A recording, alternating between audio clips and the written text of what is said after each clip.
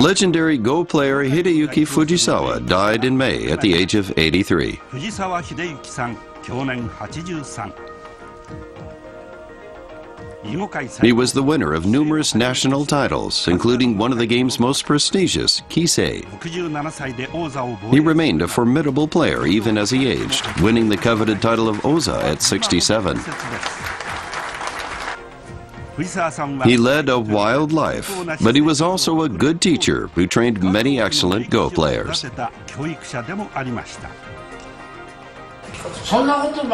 He could be brutally honest with his students. This professional Go player says no teacher compares with Fujisawa. Fujisawa advised his students to be humble if they wanted to be big. And he encouraged unconventional moves in the game. His teachings inspired generations of young players. This pro recalls Fujisawa telling him not to be afraid even when he couldn't play that well. On his deathbed, Fujisawa left his students one final piece of advice. Today, we look at the life of this remarkable player and the wisdom he shared with those he left behind.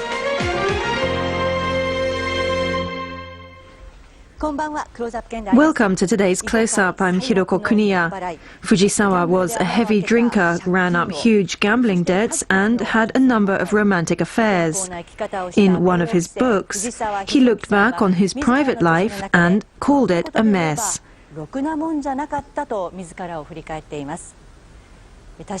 Perhaps his life was a mess, but as a Go player, he was a genius. He also loved to teach. Young professional players came from across the country and from China and South Korea to learn from him. He continued to teach right up until a few days before he died.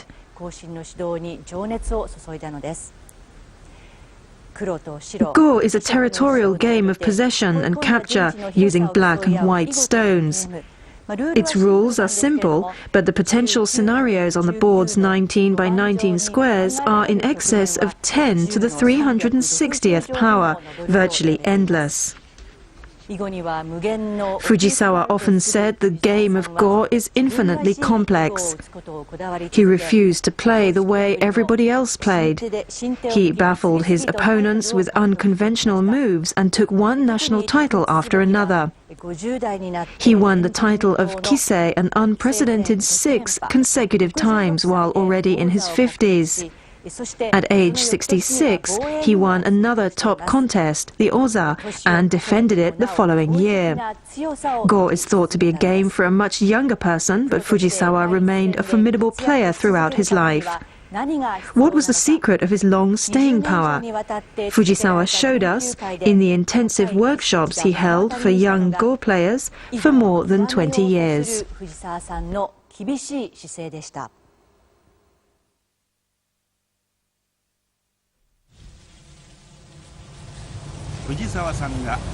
Fujisawa taught the game of Go at this inn outside Tokyo.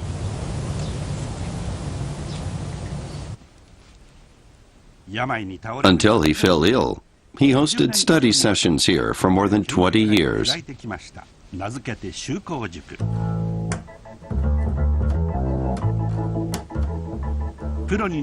Everyone came to learn from the master, from young junior professionals to the world's top players. These sessions helped shape the careers of many of today's stars.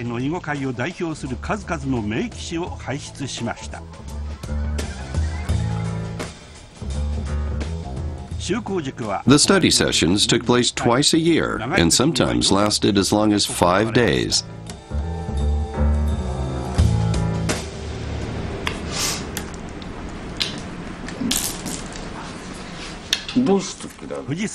This is video footage of a session 10 years ago. Fujisawa says this isn't what he would call Go. His instruction often came down to angry shouting, but everyone still wanted to take part.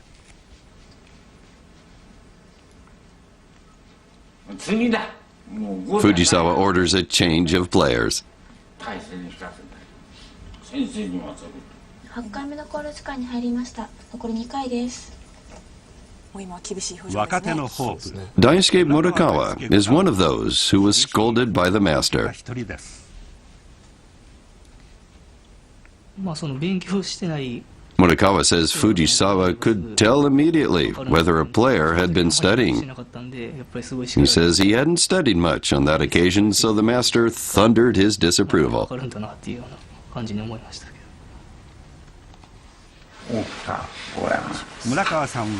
Murakawa first joined the study sessions at the age of 14 and showed the master what he thought was a sure move.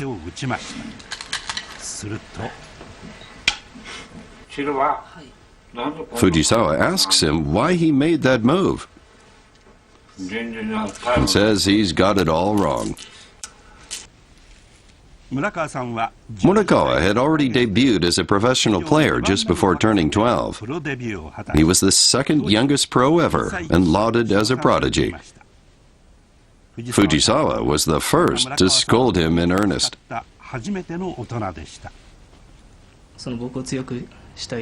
Murakawa says he knew Fujisawa wanted him to become a better player.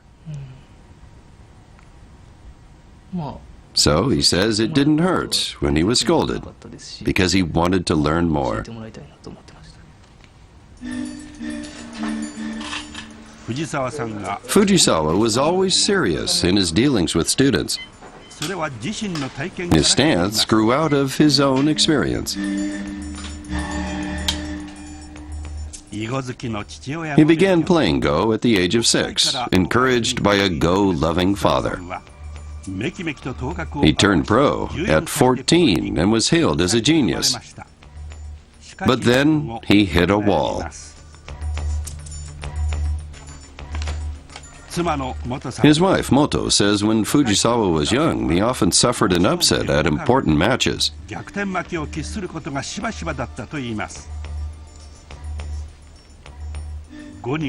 He came to believe the game was an embodiment of your character.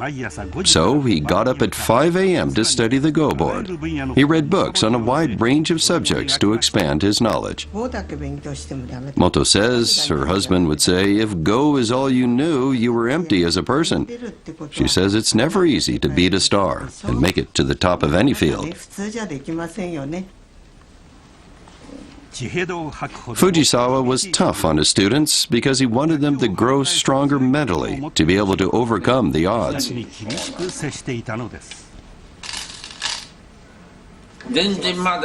Fujisawa says he can't see what the student is trying to do. He taught his students to be aggressive and to never run away from a challenge. This student says he did just that and was lambasted. He says Fujisawa even told him he no longer wanted to watch his game. Shinji Takao is now one of the top 4 players. One match with Fujisawa remains unforgettable to him. Fujisawa, using the white stones, launched an offensive against Takao's black. But Takao ignored it and went to fortify his positions in the corners, a standard move. Fujisawa saw this as an attempt to escape and became angry. But he would never scold a move that he thought was ingenious. Takao says Fujisawa told him he would not criticize a move that had been well thought out, even if it wasn't a good maneuver.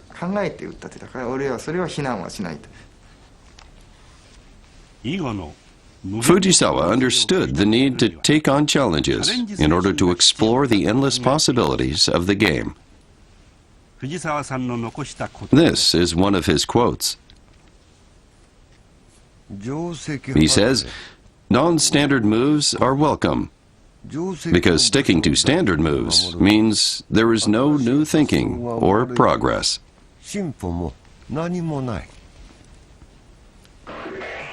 Fujisawa illustrated this philosophy in one legendary match. It was in 1978 when he was defending his Kisei title. The challenger was the late Masao Kato, nicknamed the Killer.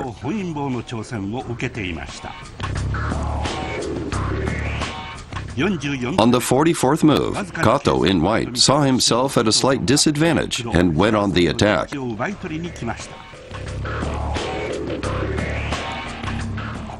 Fujisawa could have gone for a safe win, giving up some of his black stones but offsetting the loss at other positions.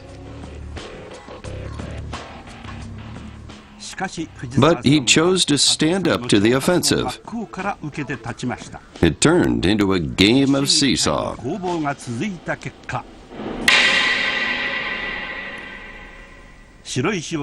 the end, Fujisawa overwhelmed his opponent, taking 34 of his stones.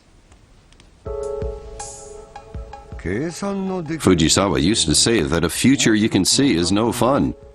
He said nipping danger in the bud also amounts to nipping possibilities in the bud. Fujisawa taught his students they should not be afraid to take risks if they wanted to learn more. He sent Takao a work of calligraphy to celebrate his rise to the title of Meijin. It said, "Bend, bend and grow." It means bow humbly and bear it, and your efforts will eventually bear fruit.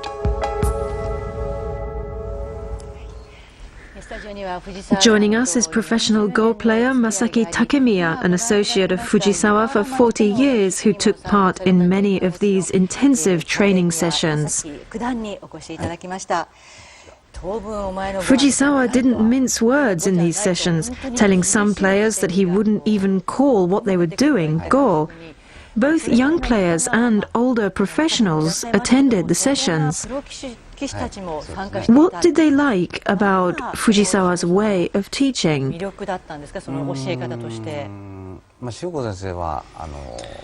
Yes, people talk about Fujisawa's techniques, of course, and the way he played the game.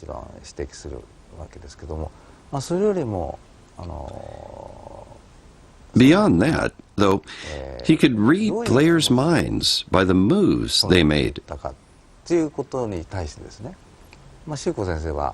He could feel instantly what had gone through a player's mind when they placed a stone.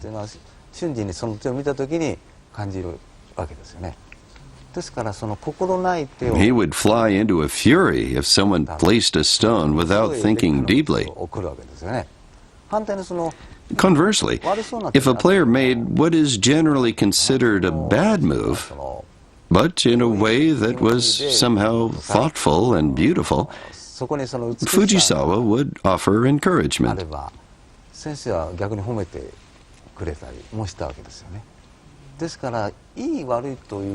Whether the move was conventionally a bad one or a good one didn't matter to Fujisawa.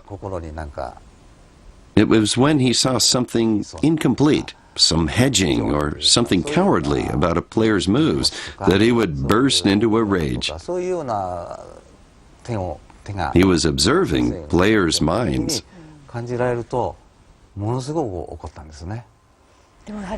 But it's also true that winning is the name of the game for professionals.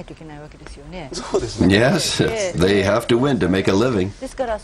So shouldn't a professional try to follow a winning formula, so to speak, when placing a stone? Yes, strategies tend to be driven by the desire to win. But that was not the case with Fujisawa. In the world of Go, there must be winners and losers in the game. And Fujisawa would say that players should not be preoccupied with winning. He would say Go is not about winning or losing, it's an art form. He would urge players to hone their skills, both as players and as human beings. That's why Fujisawa would blast his disciples about what he called the dishonorable desire to win, whenever he sensed that a player was making a move solely with that objective in mind. He was very sensitive to that. Fujisawa valued the world of infinite possibilities in this board game grid of 19 by 19 squares. Tell us more about this.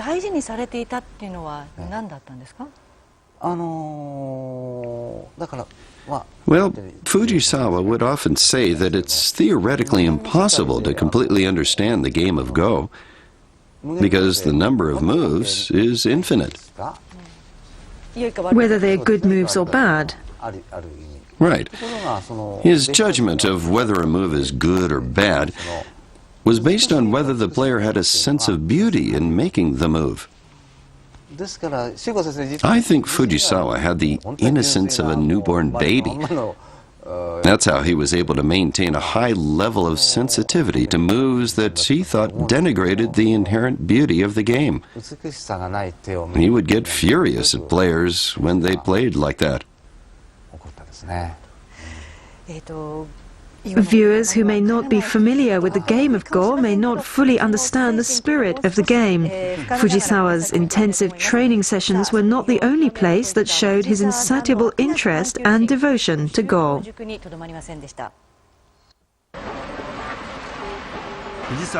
Fujisawa's passion for Go went beyond national borders.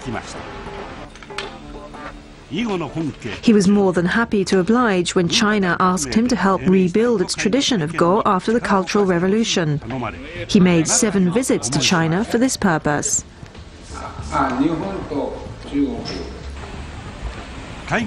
He was generous in helping promising players from other countries. Cho Hoon-hyun, the South Korean, came to Japan to study Go when he was 9 years old. Fujisawa saw his talent and invited him to train.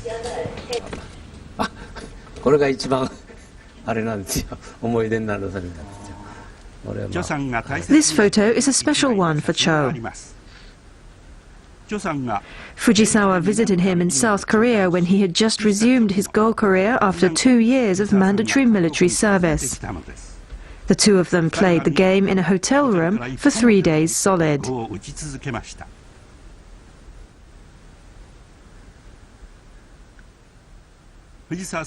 At the end of the 3rd day, Fujisawa declared that Cho was as good as ever. Encouraged by his teacher's words, Cho went on to win the South Korean titles and a world championship.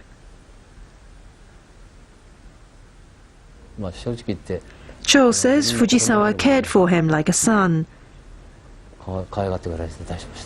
He says he's extremely grateful for everything he did for him.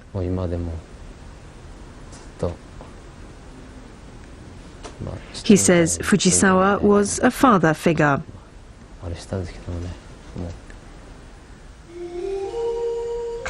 Some in Japan criticized Fujisawa for helping foreign pleiers. He couldn't have cared less. Cho says it didn't matter to Fujisawa whether you were Japanese, Chinese or South Korean. He was always willing to help anyone who was talented. He only wanted what was good for the game. He was a man with a big heart. Fujisawa's passion for training young people never faded as he aged.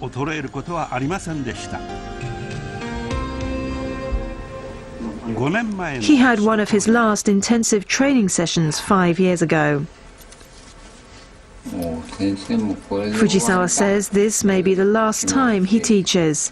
He says he feels this way all the time these days. He was in poor health at the time, suffering from a recurrence of cancer.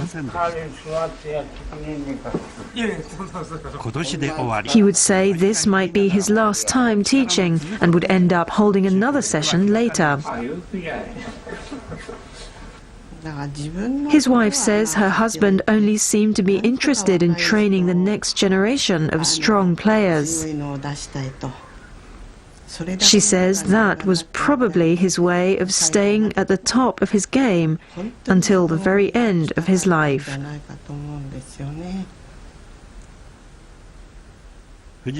One of his favorite phrases reveals his fundamental attitude towards the game. The phrase is mugo. It expresses the infinite possibilities of a game that you cannot conquer.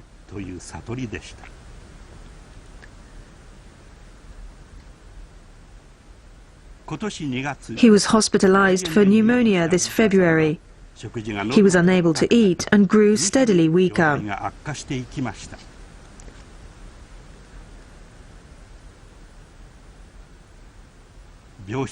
His students, some from China and South Korea, visited him every day. One day in April, when he was already barely able to speak, he suddenly got up and started to write with an ink brush.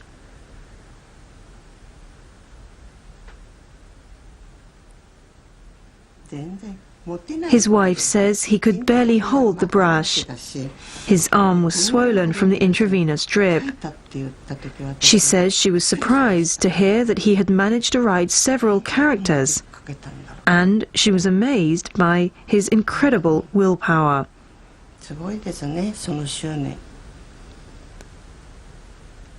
Fujisawa gathered all the strength he had left to write this last message to his students.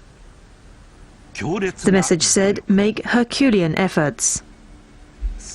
His passion for improvement never died, even at the very last moment of his life.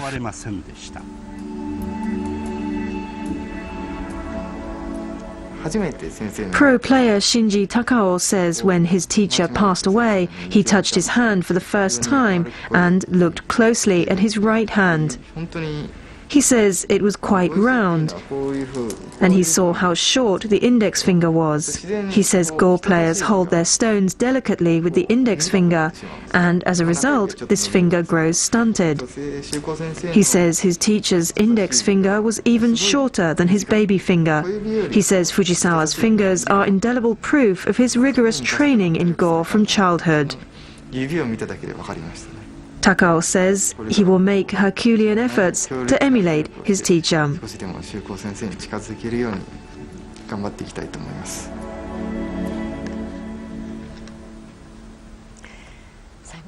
His last message was make Herculean efforts. What a powerful phrase. I could feel an incredible energy from the way he wrote those characters. And he wrote them as he was dying. How do you feel about that message? It's the professional's job to make an effort to play better. But Fujisawa was advocating intense effort, something extraordinary.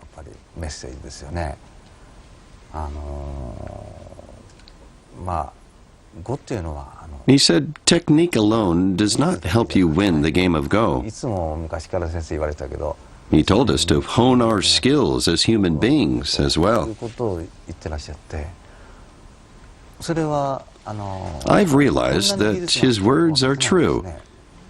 Technique alone is not enough to win the game. Go is like a battle with real swords. Even when your opponent confronts you with the point of the sword, you should remain calm and composed. If you're shaken or get upset, you lose.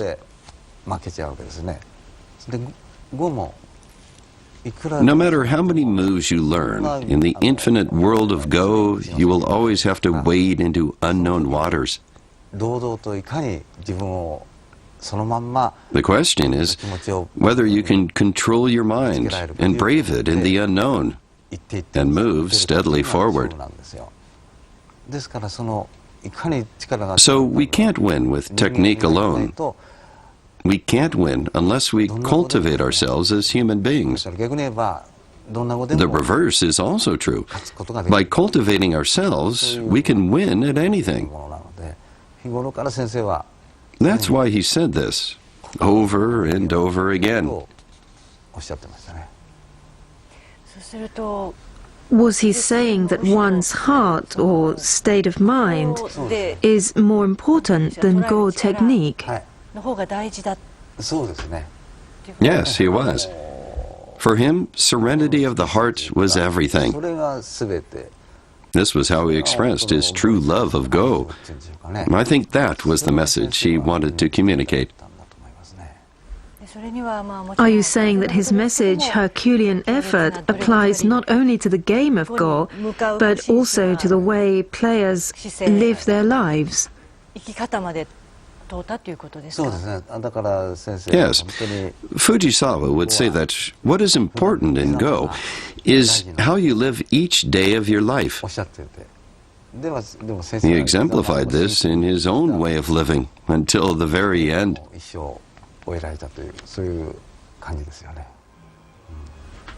Mr. Takemiya, where do you go from here?